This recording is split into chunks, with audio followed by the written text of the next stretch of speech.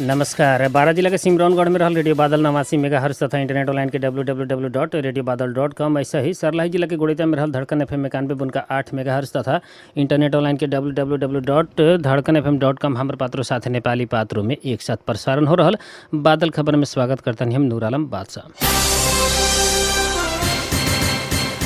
नवनियुक्त मध्य प्रदेश के मुख्यमंत्री सतीश कुमार सिंह आज पद तक उपनेता के शपथ ले बानी। प्रदेश प्रमुख सुमित्रा देवी भंडारी से उनका के शपथ ग्रहण कर बानी। प्रदेश प्रमुख के कार्यालय से जारी किया गई सूचना अनुसार अर्थ मंत्री माओवादी के भरत प्रसाद शाह, उद्योग वाणिज्य तथा पर्यटन मंत्री में माओवादी के युवराज भट्टराय नियुक्त भइल बानी। ऐसा ही एमएलए से सरोज कुमार यादव, भौतिक पूर्वाधार विकास मंत्री नेकपा एस संघ गोविंद बहादुर नेपाने, भूमि व्यवस्था कृषि सहकारी मंत्री तथा नेकपा एस के ही बेची लुंगेली ऊर्जा सिंचाई खाने पानी मंत्री की जिम्मेदारी ले बानी। एक सांसद रहल नेपाल संघीय समाजवादी पार्टी के बिमला अंसारी के गृह संचार तथा कानून मंत्री और नागरिक उन्मुक्ति पार्टी के एकमात्र सांसद उर्मिला चौधरी के श्रम तथा यातायात मंत्री के जिम्मेदारी दिल गई बाटे। ऐसा ही एमएलए के राजकुमार लेखी के शिक्षा तथा संस्कृति मंत्रालय, शत्रुघ्न प्रसाद सिंह के स्वास्थ्य तथा जनसंख्या मंत्रालय के जिम्मेदारी दिल गई बाटे। ऐसे एमएलए से ही प्रमोद कुमार जायसवाल के खेलकूद तथा समाज कल्याण मंत्रालय के जिम्मेदारी तोकल गई बाटे। मंत्री के शपथ खाली तीनों जने महिला सरलाही से प्रतिनिधित्व करनी, जौन अनुसार बिमला अंसारी मलंगवा, बेची लुंगेली लालबंदी आ उर्मिला चौधरी ईश्वरपुर के बानी। एमएलए के केशव राय और शारदा देवी थापा से क्रमशः स्वास्थ्य राज्य मंत्री और शिक्षा तथा संस्कृति राज्य मंत्री के ले बानी। ऐसा ही जनमत पार्टी के रंजू कुमारी मंडल खंगेल बिना विभागीय राज्य मंत्री के शपथ ले बाड़ी। सरलाही जिला में सुरक्षाकर्मी सब के संयुक्त टोली से भारी परिमाण में लागू औषध गांजा बरामद कैले बाटे। लागू औषध गांजा के उत्पादन, प्रशोधन, भंडारण और बिक्री वितरण हो रहल कह के गोप्य सूचना के आधार में मध्य प्रदेश प्रहरी कार्यालय लागू औषध नियंत्रण ब्यूरो जनकपुर शाखा के समन्वय में जिला प्रहरी कार्यालय सरलाही, इलाका प्रहरी कार्यालय लालबंदी, सशस्त्र प्रहरी बल नेपाल नंबर 10 गण के संयुक्त टोली से यह बुध के दोपहर 4:30 बजे के समय में लालबंदी नगर पालिका के वार्ड नंबर 14 डायनी नदी से ऊपर लंगूर डांगडा स्थित 2 तले घर में छापा मार के 16 क्विंटल 12 किलोग्राम लागू औषध गांजा बरामद कर गई। जिला प्रहरी कार्यालय सरलाही से मिल बाटे। जिला प्रहरी कार्यालय मलंगवा में यह विभाग के आयोजित पत्रकार सम्मेलन में बरामद कल गए भारी परिमाण के गांजा के सार्वजनिक करत लंगूर डाड़ा में रहल 2 तले घर सब में सुरक्षाकर्मी सब खान तलाशी कैले पर टीन के ड्रम सब में आ प्लास्टिक के बोरा मिलल उक्त ड्रम आ बोरा सब खोल कर देखला पर लागू औषध गांजा जैसे देखल गई पदार्थ मिलल। जिला प्रहरी कार्यालय सरलाही के प्रवक्ता दीपक श्रेष्ठ बतानी।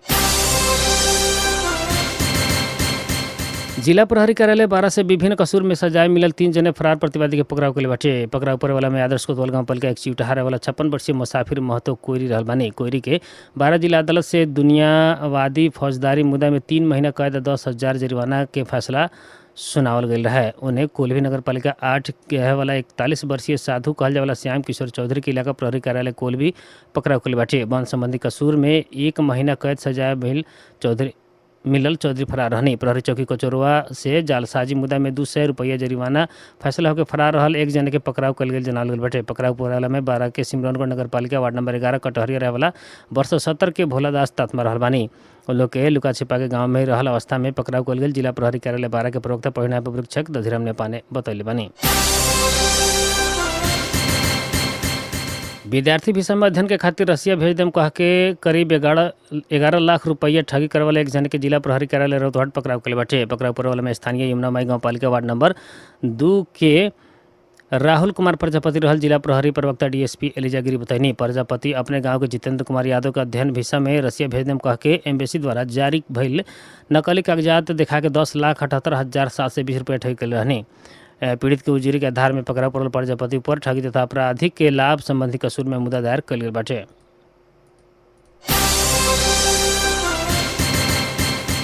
मध्य प्रदेश के नवनियुक्त मुख्यमंत्री सतीश सिंह 14 सदस्यीय मंत्री परिषद गठन कले बानी। जनमत से आज मात्र मुख्यमंत्री नियुक्त भइल सिंह 10 गो मंत्री और 3 राज्य मंत्री नियुक्त कले बानी।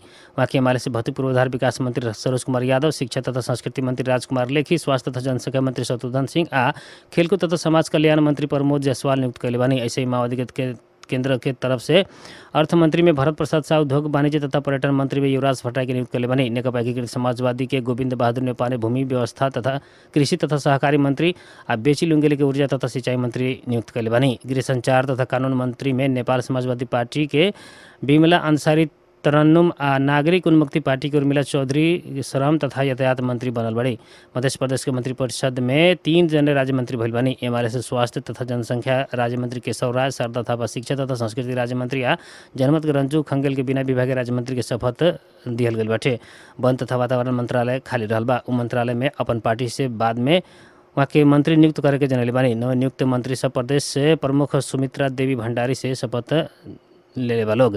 राज्य मंत्री सब मुख्यमंत्री सिंह से शपथ ले बाटे लोग। मुख्यमंत्री सतीश सिंह नेतृत्व के मध्य सरकार के पहिलका मंत्रिपरिषद बैठक से संसदीय क्षेत्र विकास के खातिर प्रत्यक्ष निर्वाचित सांसद के 5 करोड़ आ समानुपातिक सांसद के 1.5 करोड़ बजट परिचालन करे देवे के निर्णय कईल पहिलका घोषणा ही विवादित बनल बाटे। शपथ ग्रहण लगते बैठल बैठक से प्रत्यक्ष निर्वाचित सांसद के 5 करोड़ और समानुपातिक सांसद के 1.5 करोड़ बजट चलावे के देवे के निर्णय मंत्रिपरिषद कइले बाटे। पहिलका घोषणा ही माओवादी के समानुपातिक प्रदेश सभा सदस्य तथा पूर्व मंत्री सुनीता यादव समेत सरकार के निर्णय विरोध कइले बानी। वहाँ कहनी आज के मध्य प्रदेश के मंत्रिपरिषद के पहिलका निर्णय प्रति हमर घोर आपत्ति बाटे। बजट दुरुपयोग भइला बाद ऐसा कार्यक्रम ल्यावे के न होखे के करके विगत में संघ में खारिज से भइल रहे। संघ में भी इससे पहले पुनः ल्यावे के ओकरा बारे अदालत में समेत प्रश्न उठाल गइल रहे। नेपाल पत्रकार महासंघ के चुनाव सरल बाटे। ये आज के खातिर तो तय भइले चुनाव आषाढ़ के दूसर का हफ्ता होखेला भइल बाटे। मतदाता नामावली में देखल गई विवाद के कारण निर्धारित मिति में चुनाव न होखे वाला भइला से महासंघ के अध्यक्ष विपुल पोखरेल जानकारी देनी। विवाद समाधान के प्रयास जारी रहल। अध्यक्ष मंडल संघ के परामर्श में मतदान के मिति टालल गईल वहाँ के बतले बानी। मतदाता नामावली में देखल गई विवाद समाधान के खातिर प्रयास जारी रहला से आए वाला आषाढ़ दूसर का हफ्ता भीतर ही मतदान करे वाला खर के अध्यक्ष मंडल संघ के परामर्श से दूसर का मिति तय होला जानकारी करेनी। वहाँ कहनी निर्वाचन समिति गठन करके बाकी शाखा समिति एसोसिएट संस्था प्रदेश समिति के यथाशीघ्र निर्वाचन समिति गठन करके जानकारी करावेला वहाँ के आग्रह कइले बानी। आषाढ़ दूसर का सप्ताह भीतर मतदान करे वाला कहल गए भी मिति तोकल गई नइखे। उपेंद्र यादव नेतृत्व के जनता समाजवादी पार्टी जसपा के प्रथम राष्ट्रीय महाधिवेशन में 20,000 लोग के उपस्थिति रहे के आयोजक जनले बाटे। जसपा नेपाल से यह जेठ 28 गते जनकपुर में होने वाला प्रथम राष्ट्रीय महाधिवेशन के उद्घाटन सत्र में 20,000 आदमी सहभागी होकर पार्टी प्रवक्ता मनीष सुमन बदले बानी। महाधिवेशन में देश विदेश से नेता कार्यकर्ता आ रहल बानी। अन्य पार्टी के नेता सब के भी निमंत्रणा दिहल गइल बाटे। वहाँ के कहनी उनका अनुसार अभी तक के केंद्र के नेता सब नेकपा एकीकृत समाजवादी के अध्यक्ष माधव नेपाल आ नेकपा महासचिव नेत्र विक्रम चंद्र विप्लव महाधिवेशन में आवे के निर्णय कर चुकल बानी। ऐसा ही एमआलए अध्यक्ष के पी ओली, प्रधानमंत्री तथा माओवादी अध्यक्ष पुष्पकमल दाहाल, राष्ट्रीय स्वतंत्र पार्टी के सभापति रवि लामिछाने या जनमत के अध्यक्ष के सेकी राउत के भी निमंत्रण पठा चुकल बतावल गइल बाटे। लेकिन उ लोग के कार्यक्रम में आवे के या ना आवे के निर्णय ना कइल बतल बानी। उ लोग बिहान मात्र निर्णय होखे के बतावल गइल बाटे। ऐसा ही फागुन 23 में जसपा विभाजन कइले अशोक और राय के समूह के महाधिवेशन में ना बोलावे के सुमन के कहना रहल बाटे। सुमन के अनुसार भारत के समाजवादी नेता सबके भी निमंत्रणा दिहल गइल बाटे। नेकपा एकीकृत समाजवादी के अध्यक्ष पूर्व प्रधानमंत्री माधव कुमार नेपाल तत्काल एमाले संगे एकता के संभावना न रहल बतले बानी।